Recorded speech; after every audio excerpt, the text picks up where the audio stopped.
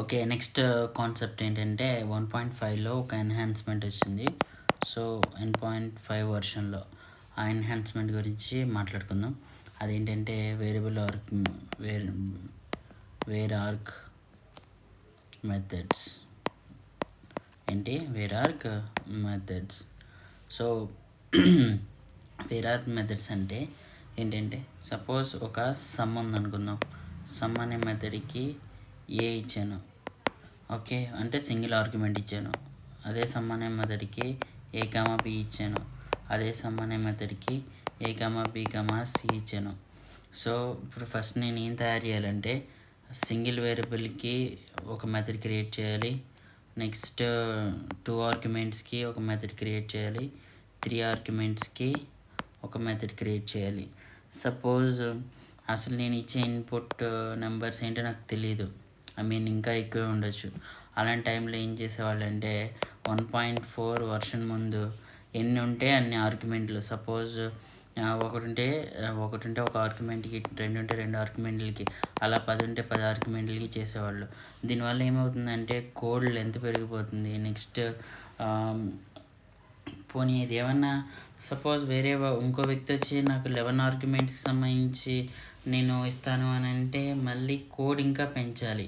So దీనివల్ల ఏంటంటే దాని యొక్క కోడ్ యొక్క రీడబిలిటీ తగ్గిపోతుంది. నెక్స్ట్ ప్రతిసారి నేను ఇంక్రీజ్ చేయాల్సి వస్తుంది. కోడ్ లెంత్ అనేది ఇంక్రీజ్ చేయాల్సి వస్తుంది. సో ఈ ప్రాబ్లమ్ని సాల్వ్ చేయడానికి 1.5 వర్షన్లో ఏమొచ్చిందంటే మనకి వేర్ ఆర్క్ మెథడ్స్ వచ్చినాయి. ఈ వేర్ ఆర్క్ మెథడ్స్ ఏంటంటే ఒకే మెథడ్ని క్రియేట్ చేస్తాను. ఆ మెథడ్కి సపోజ్ ఇందులో సమ్కి ఇంటి నెంబర్స్ ఇస్తాం కదా, ఇంటి ఇచ్చి డాట్ 3 డాట్స్ ఇచ్చి సమ్ ఐ అని ఇలా ఇచ్చామంటే it can takes any number of arguments. అంటే సమ్ 5 తీసుకుంటుంది, సమ్ 5, 6 తీసుకుంటుంది, సమ్ 5, 6, 7, 8, 9, 10 అంటే మన ఇష్టం ఏదైనా ఇవ్వచ్చు. సో దీన్ని ఏమంటారంటే వేర్ ఆర్గ్ మెథడ్స్ అంటారు. సో ఇక్కడ వేరియబుల్ ఆర్గ్యుమెంట్స్ ఇస్తాం మనం. ఓకే, వేరియబుల్ ఆర్గ్యుమెంట్స్ అంటే నెంబర్ ఆఫ్ ఆర్గ్యుమెంట్స్ అనేవి ఎన్నైనా ఇవ్వచ్చు. వేరియబుల్ ఆర్గ్యుమెంట్స్ అంటే మన ఇష్టం, ఏ నెంబర్ ఆఫ్ ఆర్గ్యుమెంట్స్ అయినా ఇవ్వచ్చు. ఓకే, సరే దీన్ని ఎట్లా డిఫైన్ చేస్తామంటే అంటే ఇప్పుడు మెథడ్ ఏదో ఉందో మెథడ్ నేమ్లో ఆర్గ్యుమెంట్స్ ఉంటాయి కదా, ఆ ఆర్గ్యుమెంట్కి తగ్గట్టు ఇవ్వాలి. సో నేనైతే ఇలా ఇచ్చాను ఇంటూ 3 డాట్స్ ఎక్స్. సో ఇది దీంట్లో మనం ఎన్నైనా ఇవ్వచ్చు. ఒక ఎగ్జాంపుల్ చూస్తాను. ఒక ఎగ్జాంపుల్ చూద్దాం. సపోజ్ నాకు ఒక క్లాస్ టెస్ట్ అనే మెథడ్ ఉంది. సో ఈ method public static void method 1 అనుకుందాం. ఈ మెథడ్కి నేను వేర్ ఆర్గ్స్ ఇస్తున్నా .x. ఇప్పుడు SOPLN సిస్టమ్ అవుట్పుట్. ఇదేం మెథడ్? వేర్ ఆర్గ్ మెథడ్ అని ఇచ్చా. సో ఇప్పుడు మనం మెయిన్ మెథడ్ రాద్దాం. Public static void main string args. Okay, ఇది ఎలాగా స్టాటిక్ మెథడే కాబట్టి దీనికి మనం ఆబ్జెక్ట్ క్రియేట్ చేయడానికి అవసరం లేదు. సో M1ని కాల్ చేసా విత్ M1 కాల్ చేసా ఎంటీ నో ఆర్గ్యుమెంట్స్ తోటి. M1ని ఒక ఆర్గ్యుమెంట్తో కాల్ చేసా, M1ని 3 ఆర్గ్యుమెంట్స్తో కాల్ చేసా. సో ఇది ఇచ్చాను. ఇప్పుడు అవుట్పుట్ ఏమొస్తుంది? ఫర్ M1 మెథడ్ ఇది వేరే ఆర్గ్యుమెంటే కదా, సో వేరే ఆర్గ్యుమెంట్ మెథడ్ అని ప్రింట్ అవుతుంది. దీనికోసం వేరే ఆర్గ్యుమెంట్ మెథడ్ అని ప్రింట్ అవుతుంది. నెక్స్ట్ 10 కోసం ప్రింట్ అవుతుంది. నెక్స్ట్ 10, 20, 30 కోసం కూడా వేరే ఆర్గ్స్ మెథడ్ అనేది ప్రింట్ అవుతుంది. సో ఇట్లాగా ఏం జరుగుతుంది, మనం ఒకే మెథడ్ రాశాను. ఆ మెథడ్ ఆ రెస్పెక్టివ్ మెథడ్ ఏదైతే ఉందో ఆ మెథడ్ రెస్పెక్టివ్ మెథడ్ అయితే ఉందో ఇక్కడ ఆర్గ్యుమెంట్లు తీసుకొని అదే ఇదవుతుంది. అలా కాకుండా అదే 1.4 వర్షన్ 1.4 వర్షన్ ముందులో అయితే అప్పుడు మనం ఏం చేయాలి, ఫస్ట్ M1 వితౌట్ అంటే దీనికి ఒక మెథడ్ అంటే 3 మెథడ్లు రాయాల్సి వచ్చేది. అంటే నో ఆర్గ్యుమెంట్స్కి ఒక మెథడ్ రాయాల్సి వచ్చేది ఇక్కడే. నెక్స్ట్ ఒక సింగిల్ ఆర్గ్యుమెంట్ ఇంకో మెథడ్ రాయాల్సి వచ్చేది. అండ్ 3 ఆర్గ్యుమెంట్స్కి ఇంకో మెథడ్ రాయాల్సి వచ్చేది. సో మెథడ్స్ ఇంక్రీజ్ చేసుకోవాల్సి వచ్చేది with respect to this arguments. కానీ ఇక్కడ ఇలా రాయడం వల్ల ఏం జరిగింది, ఈ సింగిల్ మెథడ్ ఉపయోగించి నేను ఎన్ని వేరీస్ చేసిన ఆర్గ్యుమెంట్స్ అది కాల్ అవుతుంది అనమాట.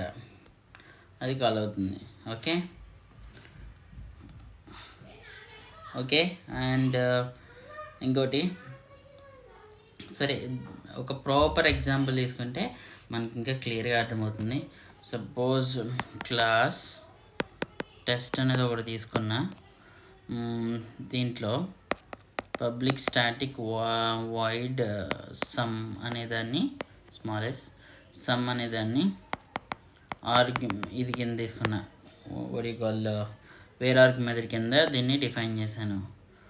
సో ఇంట్ టోటల్ ఈజ్ ఈక్వల్ టు 0 అంటే నేను టోటల్ అనే దాన్ని డిఫైన్ చేశాను. దాన్ని 0 మెథడ్లో చేస్తున్నాను కాబట్టి వాల్యూని మనం ఇవ్వాలి కాబట్టి ఇచ్చాను. తర్వాత for int I is equal to 0, I less than x dot length I plus plus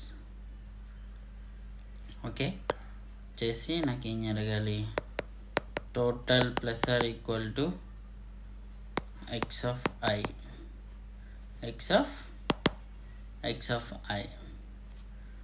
okay, ఇప్పుడు నేను దీన్ని ప్రింట్ చేయాలనుకుంటున్నా. SOP of ln suppose sum is total వేరియబుల్లోనే మొత్తం సమ్ ఉంటుంది కాబట్టి. So public static void main, ఇక్కడ మనం ఒక్కొక్క డేటాని ఇద్దాం. ఆర్గ్స్ సమ్ అంటే నో ఆర్గ్యుమెంట్స్, సమ్ 10 ఇచ్చాను. నెక్స్ట్ సమ్ 10, 20 ఇచ్చా. ఇప్పుడు సమ్ 10, 20, 30, 40 ఇచ్చా.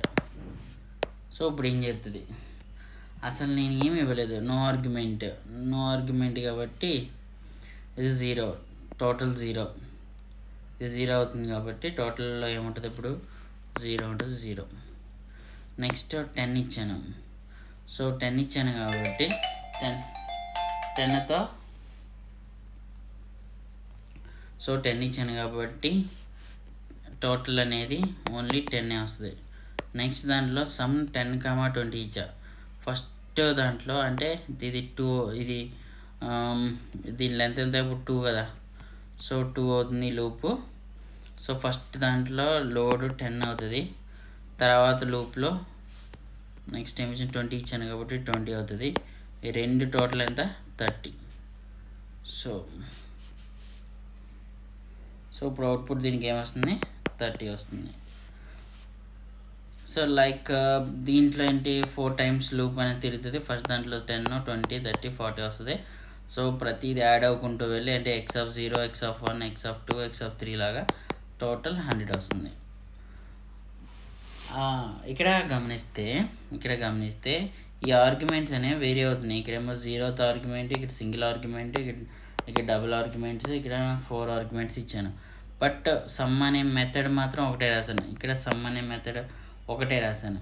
సో ఈ ఒక్క మెథడ్ యూజ్ చేసి with respect to varargs use చేయడం వల్ల మనం ఇచ్చే ఇన్పుట్స్ అనేవి ఎన్ని వ్యారీ అయినా పర్లేదు. అలా కాకుండా ఈ 1.4 వర్షన్ ముందైతే ఈ వేరే ఆర్గ్యుమెంట్స్ లేవు.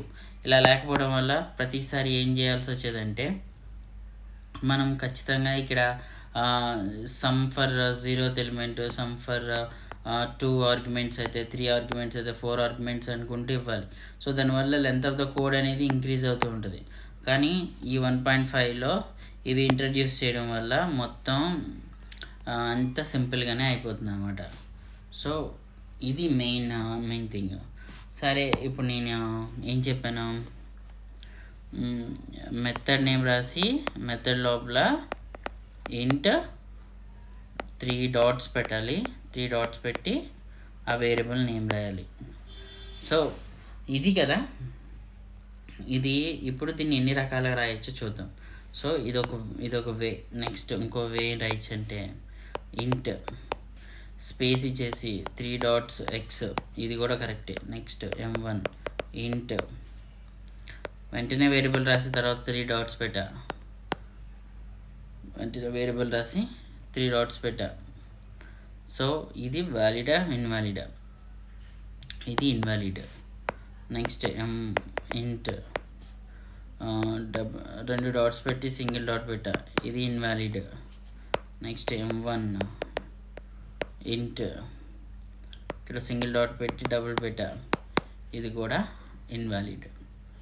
సో వ్యాలిడ్ ఏంటి, ఇక్కడ స్పేస్ ఇవ్వాలి, ఇక్కడ స్పేస్ ఇచ్చి ఇలా రాసినా పర్వాలేదు, లేదా ఇక్కడ ముందు స్పేస్ ఇచ్చి ఇలా రాసినా పర్వాలేదు. ఓకే, ఇది వేరే ఆర్గ్యుమెంట్స్. ఇప్పుడు ఇది ఒకటి రాయడం, ఇది ఇలా డిక్లేర్ చేయడం, అదొక కేస్ అనుకుందాం. నెక్స్ట్ సెకండ్ కేస్ అంటే ఇప్పుడు ఈ వేరే ఆర్గ్యుమెంట్స్ పెట్టాం, దీంతోపాటు జనరల్ ఆర్గ్యుమెంట్స్ కూడా పెట్టచ్చా, అంటే జనరల్ పారామీటర్స్ కూడా పెట్టచ్చా అంటే, సపోజ్ మెథడ్ 1 ఉంది. ఈ మెథడ్ 1లో ఇంట్ ఏ అని ఒకటి ఇచ్చి తర్వాత ఏం చేశానంటే ఇంట్ .b అని ఇలా ఇచ్చాను. సో ఇలా ఇవ్వడం అనేది వ్యాలిడే కాదా? సో ఇలా కాంబినేషన్ ఇవ్వచ్చు, ఇది వ్యాలిడే. నెక్స్ట్ m1 ఇంట్ అస్మాన్ ఏంటి ఎందుకులే స్ట్రింగ్ ఎస్ ఇంట్ .x అని ఇలా ఇచ్చా. సో ఇది వ్యాలిడా ఇన్వాలిడా? ఇది valid. Okay,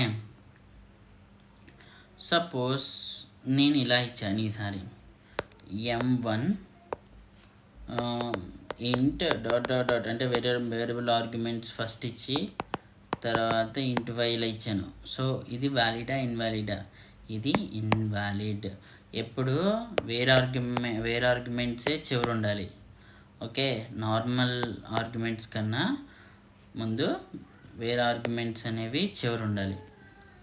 okay, normal arguments ఏమో ముందు ఉండాలి, అంటే జనరల్ పారామీటర్స్ ఏమో ముందు ఉండాలి, వేరే ఆర్గ్యుమెంట్స్ ఏమో వెనక ఉండాలి.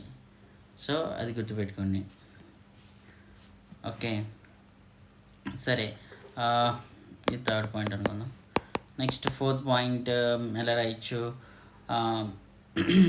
ఇలా రాయచ్చా, suppose method 1 int .x 3 dots ఇవి ఎక్స్ కామా నెక్స్ట్ b, ఇది వ్యాలిడా ఇన్వాలిడా? ఇది invalid. Okay, we can take only one var argument parameter inside the var argument method, అంతేగాని ఇలాగా 1 కన్నా ఎక్కువ తీసుకోకూడదు. ఓకే, అండ్ ఫిఫ్త్ వన్, ఒక ఎగ్జాంపుల్ చూద్దాం. Suppose class test public static void public static void method 1 int I. So ఇదేమవుతుంది, general method అవుతుంది, అంటే SOPLN. ఇది ఒక జనరల్ మెథడ్, అంటే నార్మల్ మెథడ్ అనేది. సరే, ఇప్పుడు నేను ఏం చేస్తాను అంటే పబ్లిక్ స్టాటిక్ వాయిడ్ మెథడ్ 1 ఇచ్చాను, ఇంట్ .3 .i ఇచ్చా. ఓకే, ఇచ్చి చూడండి ఇక్కడ మెథడ్ 1, ఇది మెథడ్ 1, కానీ ఇదేమో జనరల్ ఆర్గ్యుమెంట్స్, ఇవేమో జనరల్ పారామీటర్స్, ఇవేమో వేర్ ఆర్గ్యుమెంట్స్ ఇచ్చాను. ఇప్పుడు ఏమంటున్నానంటే SOPLN ఇదేంటంట వేర్ ఆర్గ్ అని ప్రింట్ చేయాలనుకుంటున్నా. ఇప్పుడు ఏం చేద్దాం అంటే public static void main string args. ఇప్పుడు నేను కాల్ చేస్తున్నా, M1 కాల్ చేసా, నెక్స్ట్ M1 10,20 కాల్ చేసా, M1 10 అని కాల్ చేసా. సో ఇప్పుడు గమనిస్తే నో ఆర్గ్యుమెంట్స్ అంటే ఇది వేర్ ఆర్గ్ కలర్ మారుస్తా. సో ఇది వేర్ ఆర్గ్ని కాల్ చేసింది. నెక్స్ట్ 1020 కూడా దీంట్లోనే వచ్చింది. So where org. ఇప్పుడు సింగిల్ ఆర్గ్యుమెంట్ ఉంది ఇక్కడ సింగిల్ ఆర్గ్యుమెంట్ అంటే జనరల్ మెథడ్ ఉంది, సింగిల్ ఆర్గ్యుమెంట్, లేదా వేరే ఆర్గ్ కూడా ఉంది. సో ఈ రెండింటికి ఎవరికి ప్రయారిటీ ఇవ్వాలి? ఎవరికి ప్రయారిటీ ఇస్తుంది అంటే దీనికి ప్రయారిటీ ఇస్తుంది అంటే జనరల్ మెథడ్కి ప్రయారిటీ ఇస్తుంది. సో అప్పుడు నాకు ఇక్కడ అవుట్పుట్ ఏమొస్తుంది అంటే జనరల్ మెథడ్ వస్తుంది. ఇక్కడ నేను చెప్పాలనుకున్నది ఏంటంటే మనకి వేరే ఆర్గ్యుమెంట్ మెథడ్ ఉన్నా కూడా జనరల్ మెథడ్ ఉందనుకో, జనరల్ మెథడ్ ఉండి ఆ మెథడ్కి ఆర్గ్యుమెంట్స్ సరిపోయినాయి అనుకో, అప్పుడు ఫస్ట్ ప్రయారిటీ ఎవరికి ఇస్తారు? జనరల్ మెథడ్కి ఫస్ట్ ప్రయారిటీ ఇస్తారు. సో జనరల్ మెథడ్ అవైలబుల్గా లేకపోతే మాత్రమే వేర్ ఆర్గ్కి నెక్స్ట్ వేర్ ఆర్గ్ మెథడ్ అనేది ఎగ్జిక్యూట్ అవుతుంది. ఓకే, అంటే in general var org method have a least priority ఎవరికి? వేర్ ఆర్గ్కి వేర్ ఆర్గ్ మెథడ్కి లీస్ట్ ప్రయారిటీ. ఇప్పుడు if there is no match, then only least var org method will be executed. అర్థమైందా? అంటే wear org method execute అయ్యే ముందు general method ఏమన్నా match అయింది చూస్తుంది. ఆ మ్యాచ్ అనేది అవ్వలేదంటే అప్పుడు ఏం చేస్తుంది? వేర్ ఆర్గ్నే ఎగ్జిక్యూట్ చేస్తుంది అనమాట. సో ఇది అర్థమైందా? నెక్స్ట్ ఇంకోటి ఏంటంటే మనకి ఈ wear org method is nothing but one dimensional అరే.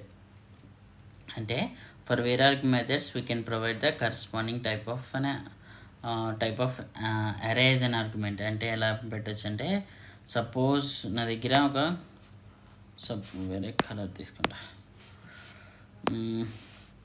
సపోజ్ క్లాస్ టెస్ట్ లోపల ఒక మెథడ్ ఉందనుకుందాం, public static void method M1 ఏదో ఉంది.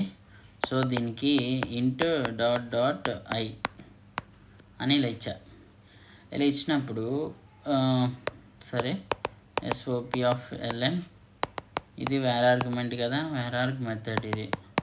సో వేర్ ఆర్గ్ మెథడ్ ఇప్పుడు ఇది ఎట్లా మారుతుంది అంటే దీంతో మనం దీనిలో రీప్లేస్ చేయొచ్చు. ఎలా అంటే ఇంట్ సింగిల్ అరే i అని రాయొచ్చు. ఇది exactly equal to into single అరే i అనమాట. అంటే వన్ డైమెన్షనల్ అరే కింద మారుతుంది. సో ఇప్పుడు మనం కాల్ చేయాలంటే public static void main string args method 1 లోపల గుర్తుందా మనం నేమ్లెస్ అరేని డిఫైన్ చేయాలంటే న్యూ ఇంటూ సైజ్ మెన్షన్ చేయకూడదు, ఇక్కడ వాల్యూస్ ఇవ్వాలి 20, 30. సో ఇలా ఇచ్చాను అనుకో. సో ఇలా ఇస్తే ఏమవుతుంది, అప్పుడు దీని దగ్గరికి వెళ్తుంది the arguments. So where org అనేది ప్రింట్ అవుతుంది. బట్ ఇక్కడ నా మెయిన్ థింగ్ ఏంటంటే అవుట్పుట్ గురించి కాదు. సో నేను చెప్పాలనుకుంటుంది ఏంటంటే ఈ ఇంట్ ఆఫ్ ఇప్పుడు ఇక్కడ ఏదైతే ఉందో ఇంట్ $i వేర్ ఆర్గ్యుమెంట్ ఏదైతే ఉందో అది ఏం చేస్తుంది, ద కరస్పాండింగ్ అరే ఏదైతే ఉందో ఆ అరే తోటి రీప్లేస్ అవుతుంది, అరేతో రీప్లేస్ అవుతుంది. అందుకని ఇది అరేకి ఇచ్చే ఇన్పుట్ ఇలాగే ఇస్తాం మనం, ఐ మీన్ నేమ్లెస్ దానికి. సో అదే ఇచ్చామన్నమాట, new int empty braces the values అనమాట, ఇనిషియలైజేషన్ ఇచ్చేసాం. సో ఈ రకంగా మనం ఏం చేయొచ్చు, అలా రాయొచ్చు అనమాట. అలా అని చెప్పి రెండు మెథడ్లోనూ ఇదే రాయకూడదు. I mean suppose public something wide method లోపల ఇంట్ ఐ ఇలా రాసి next public void main M1, I mean public void M1 ఇంట్ .i ఇలాగా క్లాస్లో ఇలా మెన్షన్ చేయకూడదు. ఇలా రెండు ఇలా మెన్షన్ చేయకూడదు. ఇలా మెన్షన్ చేస్తే కంపైల్ టైం ఎర్రర్ వస్తుంది. ఓకే, కంపైల్ టైం ఎర్రర్ అనేది వస్తుంది. అర్థమైందా? This is about variable arguments method. Okay, thank you.